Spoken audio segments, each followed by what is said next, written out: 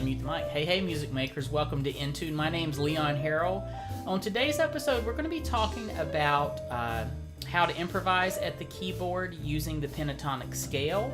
And this lesson is for really beginners, intermediate, or advanced. The concept we're learning about, anyone could do today. So it's a good one to follow along with. If you're new to the show or if you're joining for the first time, say hello in the comments. Let me know your name, where you're located, and what instrument you play. I do see a couple people already there. Hi, David. David's in Toronto. Hey, Henry. Welcome back, both of you guys. Henry in Boston. So we're going to jump right into it right now. And before we do, just a quick announcement. We are running a deal for our VIRTUOSO piano studio. If you're not aware, I teach piano lessons, group piano lessons on Zoom. So if you want to learn about that, go ahead and visit our website at oneminutemusiclesson.com/virtuoso. You'll see all the details of that. And again, like I said, we're running a special. If you sign up today, you'll get a 2-week free trial of that. We are, like I said, going to talk about the pentatonic scale, but I'd like to know in the chat, are you a person that enjoys improvising? If so, let me know in the chat. And if you do improvise and you find some challenges with that, or if in general you just find challenges, let me know what sort of things you're running into, because we can talk about that on today's show. Okay, so the thing I want to talk about today is the pentatonic scale. So I'm going to load up my lecture materials here. And let's see, let's just bring this back to the beginning of the file real quick. All right, so we're going to talk about the pentatonic scale. We're going to keep it really simple. The only thing you're going to really need to be able to do today is play the black keys on the piano. That's really all we're going to do. But we're going to unpack that and sort of talk about how does that relate to what's called the pentatonic scale. So the pentatonic scale is really any scale or collection of notes that's 5 notes, so penta meaning 5. But when you say pentatonic scale, we tend to refer to 2 types of scale, the major pentatonic or what's called the minor pentatonic. And in reality, those 2 scales are the same thing. We're just emphasizing one resting place or tonic note in general. Let's see, another quick comment rolling in. Hi, Milton from Sweden. And David says, my main hope is to get better at improv. Okay, good deal, yeah. So, when we're talking about the pentatonic scale, it's good to know, where does this come from? What is the pentatonic scale? So the pentatonic scale is a collection of 5 notes that are adjacent in the circle of fifths. So if you're not aware of what the circle of fifths is, it's the only arrangement you can take all 12 notes of music and arrange them so that they fit in perfect fifths from each other.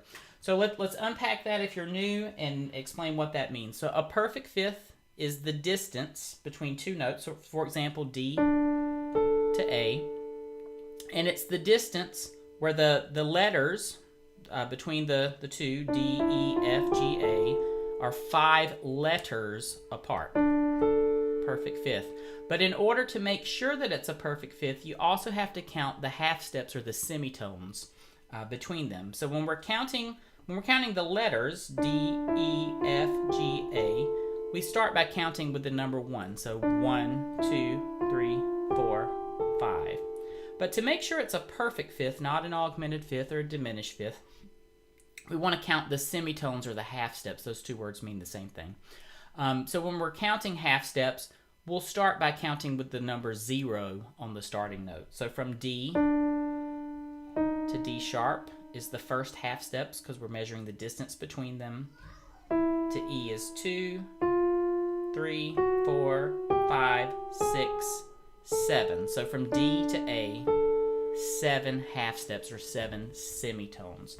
So as we go around this circle, C at the top and going, clockwise around it, the distance between every note is a perfect fifth. So let's just listen to the sound of what that sounds like. So we'll start here on C, and we'll eventually run out of keys probably, but we'll just rotate around. So C to G, G to D, D to A to E, ever heard an orchestra tune up before they play a piece, that will sound familiar, because that's the same notes that all the strings tune their instruments to. Okay. As you continue around the circle, B, F sharp, C sharp or D flat, G sharp or A flat. We'll loop back around from A flat to E flat to B flat to F and back to C. Okay, so that's just moving around what's called the circle of fifths. So the pentatonic scale is any segment of the circle that are 5 adjacent or neighboring pitches. So for example, if we want to build a pentatonic scale starting on C, right, we just choose the next 4 notes. So we have 5 altogether. C, G, D, A, E. Right, those are the pitches that we would have in the scale.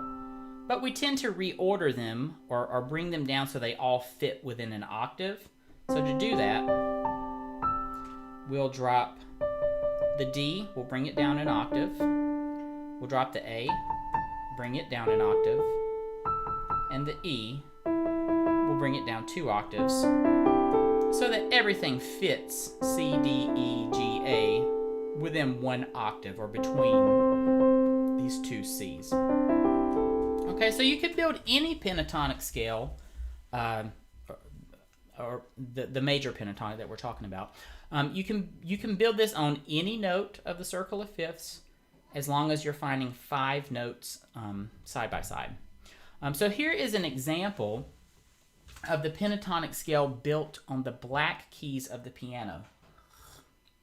And I chose this scale for today because the piano itself is built or designed so that this particular pentatonic scale stands out very easily with the black keys.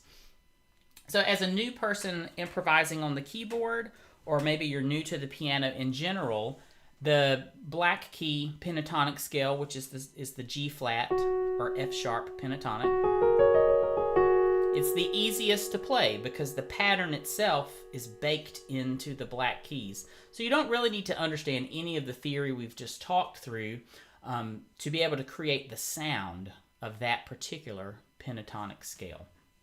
Okay, when we say pentatonic, like I mentioned, there's just 2 exact pentatonic scales that we mean when we use that word, and those are the major pentatonic and the minor pentatonic. So I'll move my slide here. So the major pentatonic, if we're building it on the black keys, we'll start on G flat, okay? And again, we'll demonstrate it in perfect fifths, and then we'll put it in what's called scale order. So from G flat up to D flat, A flat, E flat, B flat. That's in the order of perfect fifths from each note. But if we put it in scale order, putting it, all within 1 octave, we'll drop the A flat down an octave, E flat down an octave, B flat down 2 octaves, so that we get them all in 1 octave, G flat, A flat, B flat, D flat, E flat. Okay? This is called the major pentatonic, and if you listen to it, it sounds like a major chord because that's baked into it. All right, and it has a sort of bright quality.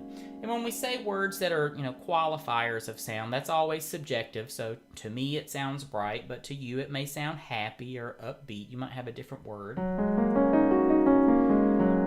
Okay.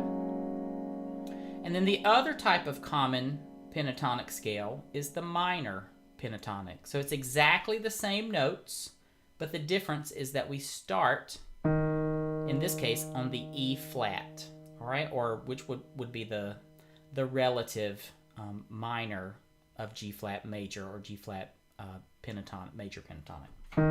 So E flat, G flat, A flat, B flat, D flat. Again, so it's the same 5 notes, but we're starting on E flat, and in general, when we improvise music in E flat minor pentatonic, we're emphasizing the E flat a little bit more. Okay, if I was going to give that sort of a quality or qualitative word to describe that, to me that sounds sort of shimmering, all right? And it's not a lot different from G flat major pentatonic.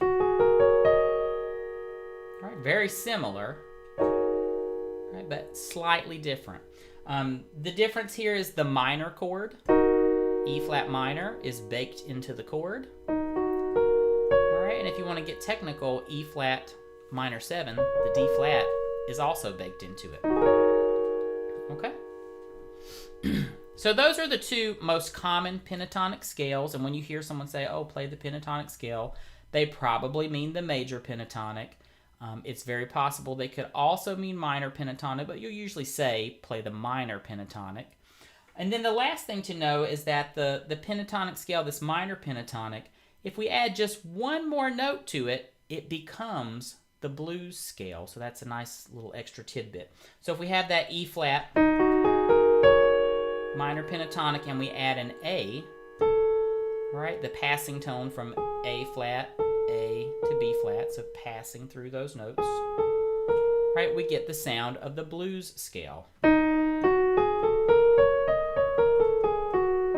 right, so just that one extra note gives it a whole new flavor to the sound. Okay, so but we're gonna stick with just the major pentatonic for a while, and occasionally we'll play the minor pentatonic today. All right, so again, I'll just repeat. If you're totally new to the piano, the only thing you need to understand is that we're just playing the black keys of the keyboard today. Okay, so looking at this graphic here, you can see these 5 notes.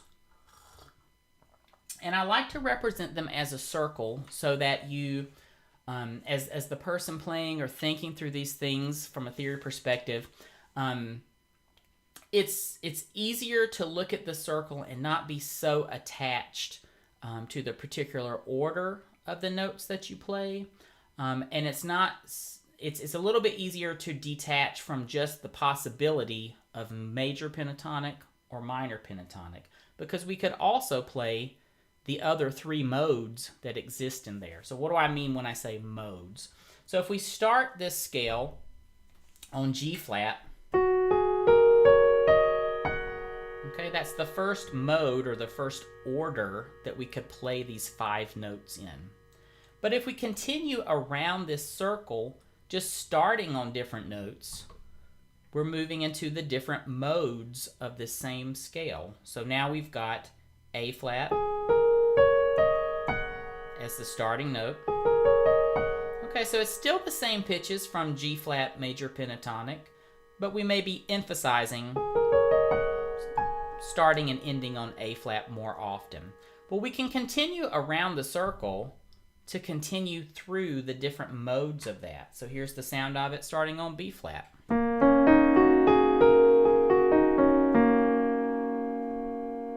Here's the sound starting on D flat. All right, and then our last mode starting on E flat, that's the minor pentatonic. And I'm always sort of reading this clockwise around the circle as I'm talking about the modes, okay? So you don't need to understand all the details of modes, but the takeaway here is that when you're thinking of things as modes, it makes sense to write them as a circle because we're just rotating through the different rotations of that scale. Okay, the last thing I'll sort of mention before we get into some improvising here is that there are just hundreds and thousands of songs that use the pentatonic scale, either the major pentatonic or minor, and then by extension, if you just add that one note, blues, the blues scale, even more songs. So on the screen here, you can see a smattering of songs, but today we'll stay pretty focused on using Amazing Grace as sort of our teaching song for this. This is just a very short list of things I found online. But I'm sure if you dive into it or just Google songs that use the pentatonic scale, you'll find tons more. And the reason I bring that up is everything we learn about today as far as improvising or sort of go back and forth on in the chat here can be applied to playing these songs that use that scale. Or another way of thinking about that is any song that you find that's built using the pentatonic scale, you could play it transposed to the key of G flat, and play it on only the black keys. So that makes any song that's written in pentatonic is perfect for beginning piano players to play, because you're limited to just these 5 black notes in an octave to pay attention to. And it's a lot easier for brand new players to focus on less keys, these 5 keys, versus all 12 possible keys in the octave if we add in the white keys. Okay, so let's jump into our first thing to think about, which is just sort of the basics of improvisation. So when you're thinking of improvising, there's really just 3 things to know. We're putting together patterns of notes, whatever that pattern might be that we make up on the spot. We're repeating those patterns, so repetition. And then at some point, we're breaking expectations. So when we start out improvising, we'll make a pattern. So here's a short pattern we'll make. We'll play 4 notes in a row, going up, 1, 2, 3, and we'll repeat the 3rd note. Okay, and just think of the collection. It's 4 notes. It's going upward in direction, and we're repeating notes 3 and 4. Now, the exact notes that we play don't really matter as long as we repeat that pattern. So here's that pattern. We'll just play it up and down the keyboard a little bit.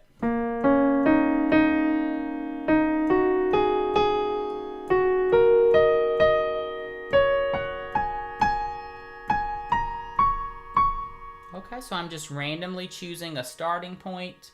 I'm moving upward, so it's always in upward direction. It's always 4 notes, and I'm always repeating the 3rd and the 4th note.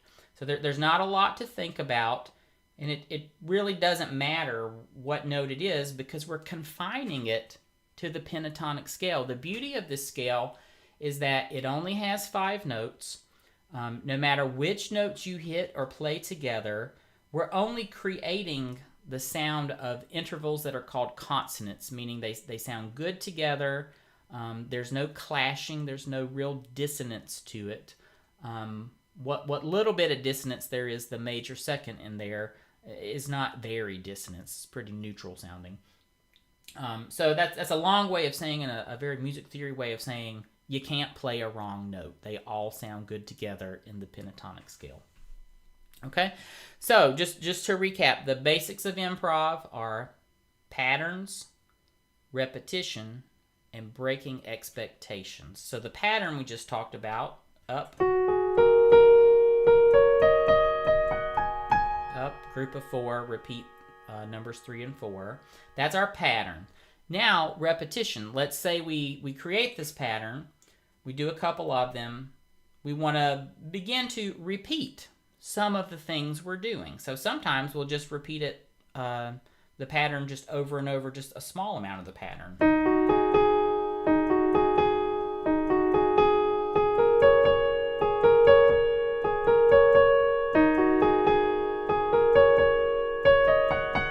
You can keep it pretty simple like that, but it's this having a pattern and then adding in repetitions of that same pattern starts to give it cohesion, or meaning the music has a logical flow to it to the listener. Even if you don't particularly know what you're doing or what you're playing, by virtue of giving it repetition, it starts to create its own logical structure to the ear. Okay, the last part is breaking expectations. So if we were to play sort of that same thing I just did, that using that pattern and then adding repetitions.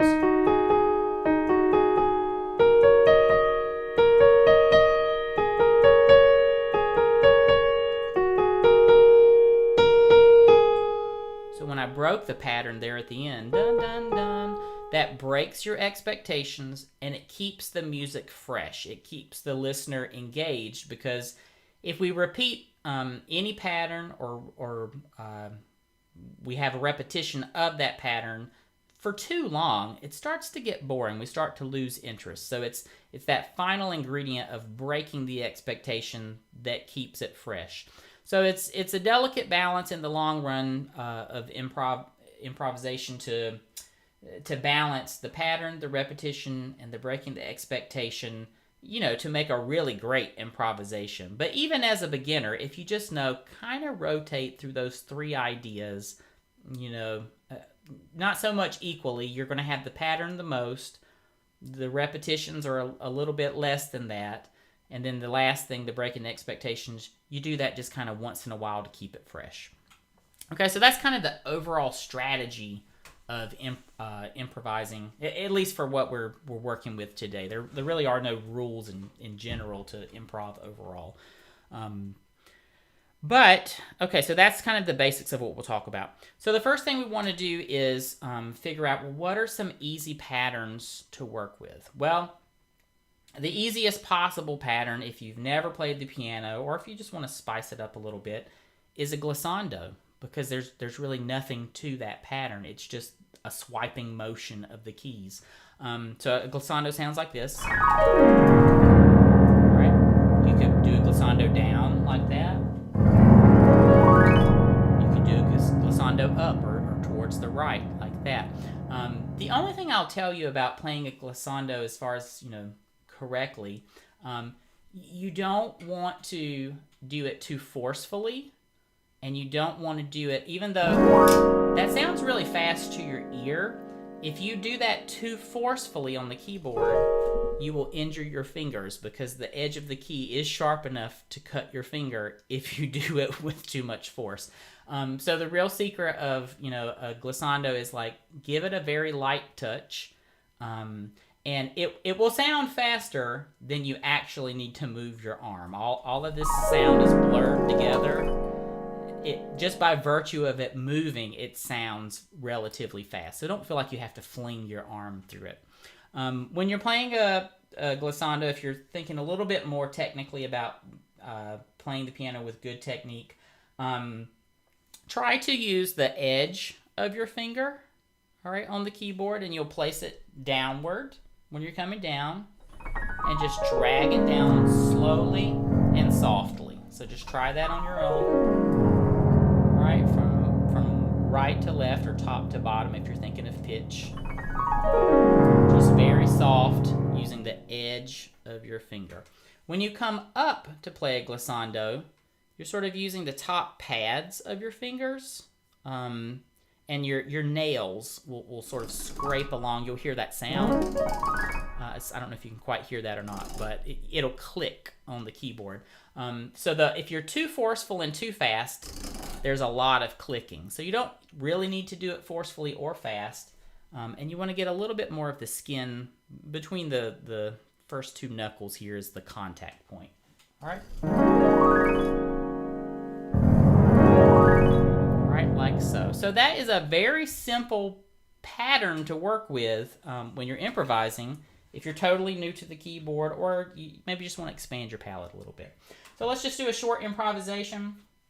We'll do down, down, and up, okay? And we'll just repeat that in different locations, and then at some point we'll break the expectation. So there's no rule to that. You can do that any way you want to, okay? So let's just do something simple.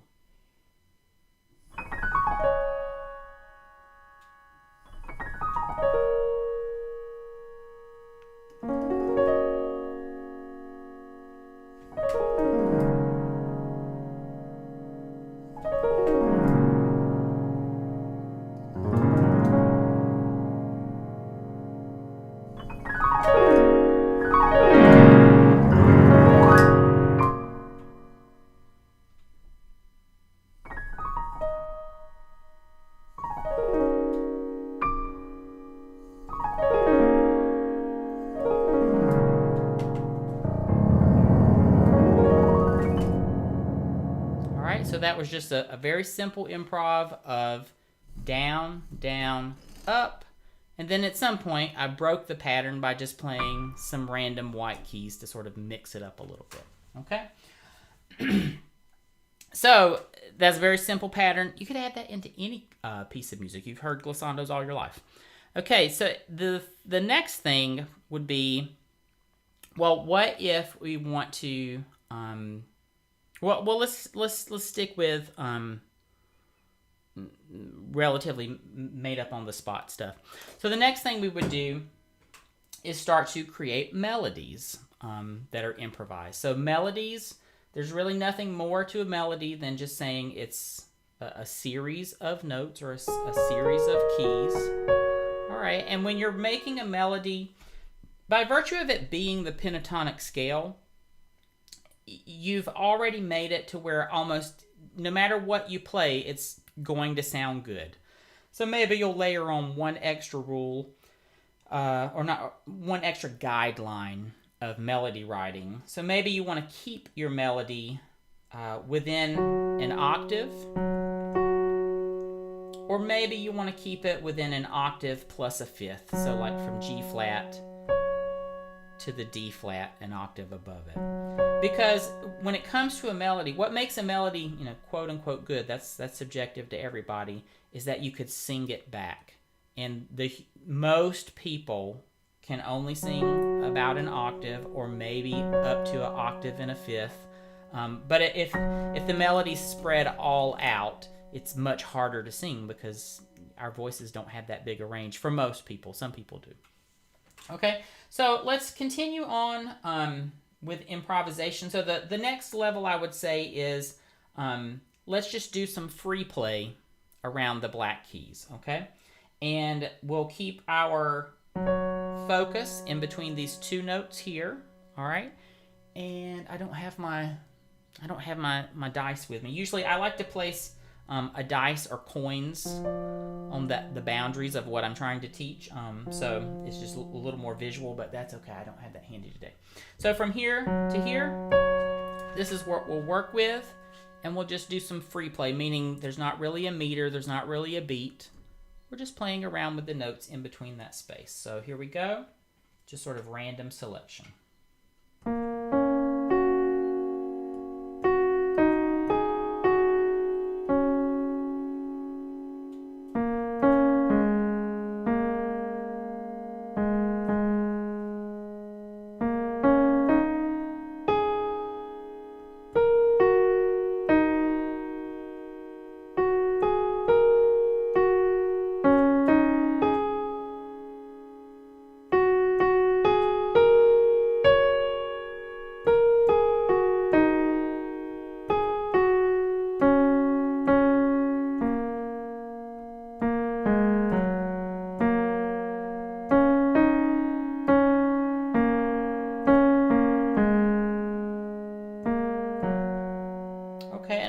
I'm using my ear to guide, what notes I'm choosing.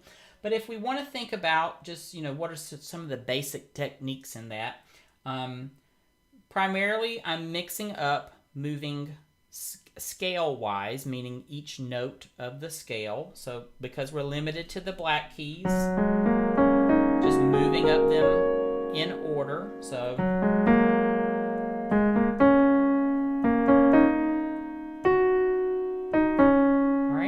but then we're also mixing in leaping, so meaning we're jumping across, at least more than one scale note. So would be the scale order. All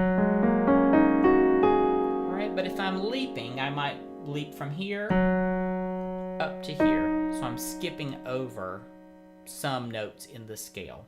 So if I'm playing a scale up, at some point I might leap down. All right, so I'm balancing scale up with leap down, or scale down with leap up. It's the leap that helps break the expectation of the scale motion. Okay, let me know in the comments if you're following along so far, or if you have questions about the two things we've covered. So glissando playing, all right, or keeping our melody within an octave and a perfect fifth together. All right.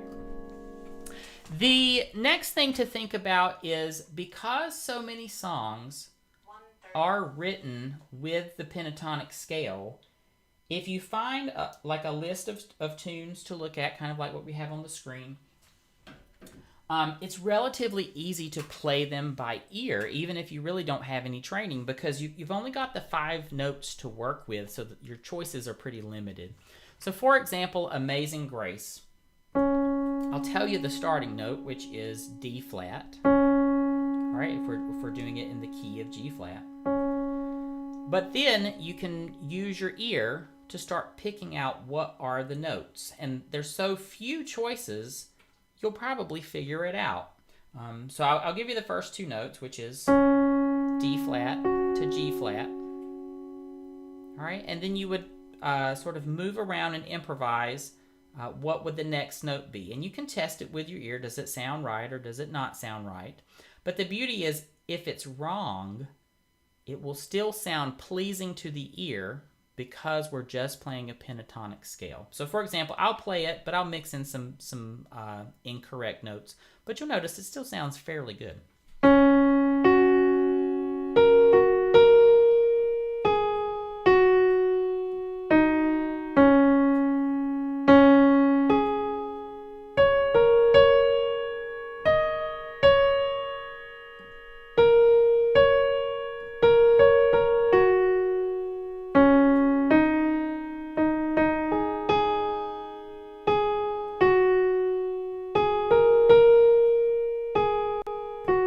Okay, so I've intentionally added some incorrect notes to the melody, but overall it sounds fine. If you were singing along with it, it would still sound in harmony or pleasing to the ear, even if you're playing the incorrect note of the melody. Okay, and that's true of any song that's written using a pentatonic scale. Okay, so I encourage you, try playing some things by ear that you know are written in the pentatonic scale. And like I say on the screen, these are a handful of songs, but there's literally hundreds. If you just Google songs that use the pentatonic scale, I'm sure you'll find lists of these things. Okay, but to continue to demonstrate that, I want to show you some other techniques. So let's say you've spent some time, you've plucked through figuring out Amazing Grace. Well, we can spice that up by adding any notes at all in the left hand to give it harmony, or just meaning, more than one note is happening at a time. So in the right hand, I'm going to play the melody correctly this time, but I'm just going to play random notes in the left hand.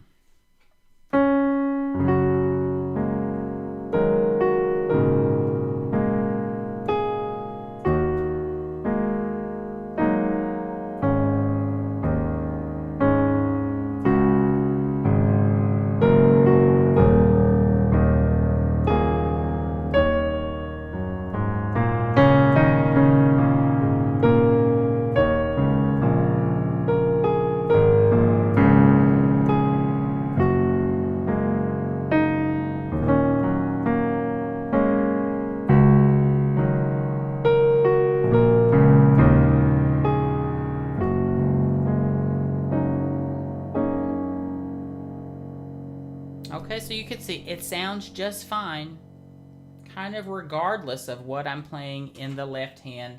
And again, that's because it's the pentatonic scale. Okay, so to build on top of that, Amazing Grace is a pretty typical folk song style of melody. So it really just uses notes from the pentatonic scale. It stays in a very small range because it's intended that people would sing it together at church or in some sort of service. And you want to make sure that everyone can sing along. So the bigger the range, the harder it is for everybody to sing along. One song that is pretty common is when you sing the national anthem, like at the baseball field, you'll notice how many people struggle because it has a huge range. It's a very strange choice for a national anthem because it's very hard to sing. But regardless, people still do it and we get along fine. But Amazing Grace is a good example of a song that uses a really short, small range, and it's very singable. So when you're improvising something like, in a folk song style, meaning the rhythms are relatively simple, the rhythms are repeating, there's a lot of, patterns, repetitions, and an occasional breaking of the expectation, it keeps it fresh.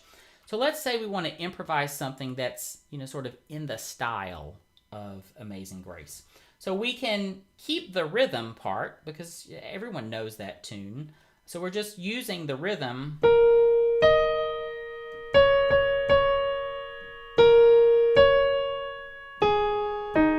it's the same rhythm as Amazing Grace, but we're mixing up the contour or the direction that the notes are going. So if the melody goes down, sometimes I might play up. So the listener may never know that in my mind I'm thinking the rhythm to Amazing Grace because it doesn't sound like that to them. But that gives me something to work with internally that I can play around with on the keyboard. So we'll do something now where I'll do the rhythm to Amazing Grace, and I'll add in, again, just random left-hand notes. But it'll feel like a totally different piece. So here we go.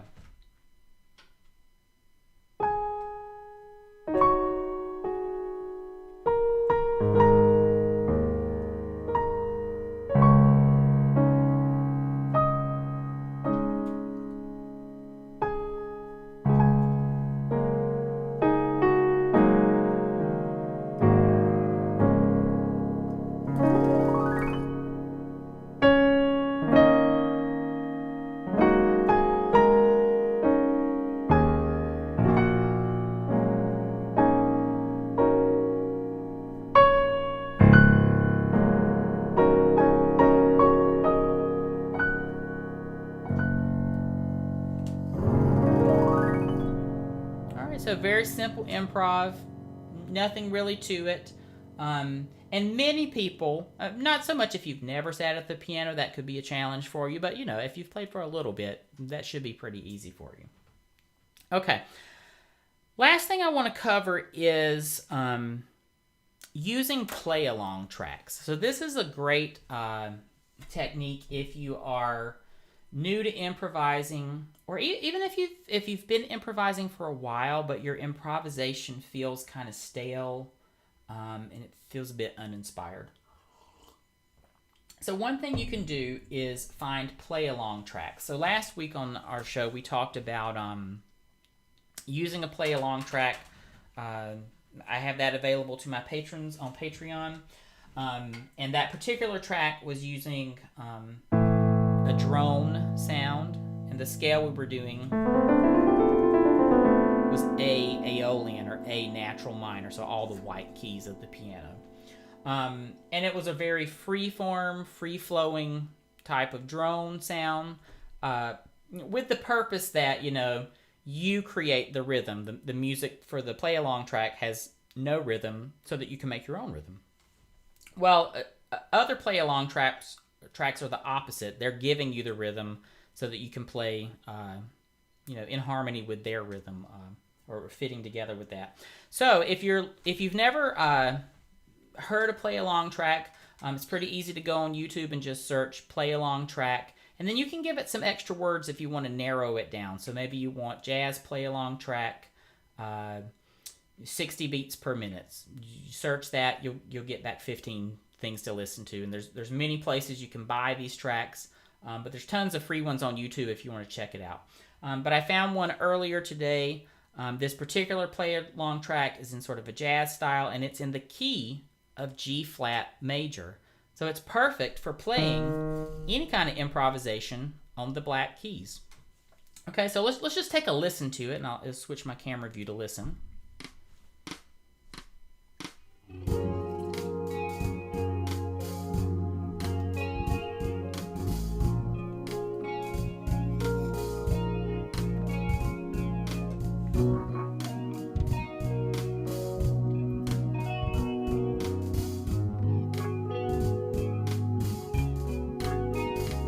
I'll stop it there. Okay, so that is in the key of G flat. Okay, and the particular play-along track, it's playing all kinds of chords, but you can hear it's relatively uneventful. There's a drum going with a steady beat. There's a keyboard or a guitar just sort of strumming a couple chords, so that there's not a lot of rhythmic excitement to it. And that's so that you can fill in the rhythm yourself. So we'll play it again. And, I'll just noodle around a bit. But the only real rule here is it's just notes of the black key. All right, I'll try to incorporate usage of patterns, repeating certain patterns, and once in a while breaking the patterns. Let's just give it a go for a little bit. All right, and as we're playing, or if you have a question in the comment, throw it out in the chat. We'll tackle that together. So here we go.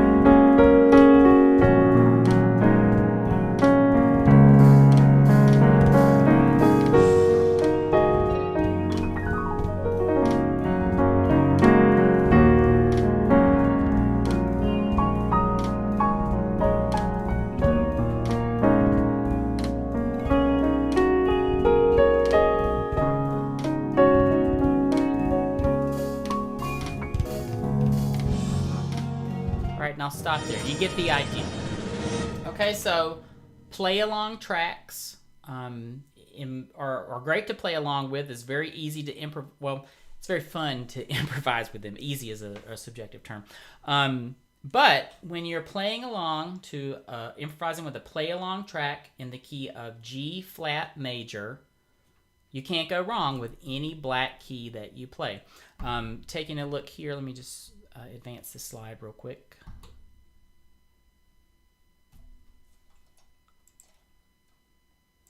Oh, maybe that's my last slide. Oh, that's okay. I was going to say, anything you play along in the key of G flat major, which is also the same as F sharp major, so if you find play alongs in those two major keys, it'll sound great. You could also find play along tracks in the relative minor of that, which would be E flat minor. Right, that's still going to fit with all the black keys on the piano. If we take it back to our circle of fifths, we could also find two more major keys to work with. So if we look at this circle, here's our 5 notes from the scale of G flat pentatonic. But if we were to find something in the key of B flat major, those 5 notes are in that scale, so it should sound pretty good with a play along track in B flat major, or B major, or the relative minor of B major is G sharp minor, so G sharp minor should sound pretty good with all the black keys. Okay, and likewise, D flat major uses those 5 black keys. Right, so a play along track with D flat major would sound pretty good, or its relative minor, which is B flat minor. Okay, so that gives you 6 keys that you could find play along tracks to. You could find, probably hundreds of styles and tempos and tracks to listen to on YouTube to play along with that. Okay, so we've talked about a handful of techniques. Let me know in the comments if there's something you'd like to see a second time, or if you have a question about that. But while you think through that, we'll take a listen to the play along track one more time. I'll improvise for a little bit more using just the black keys. Here we go.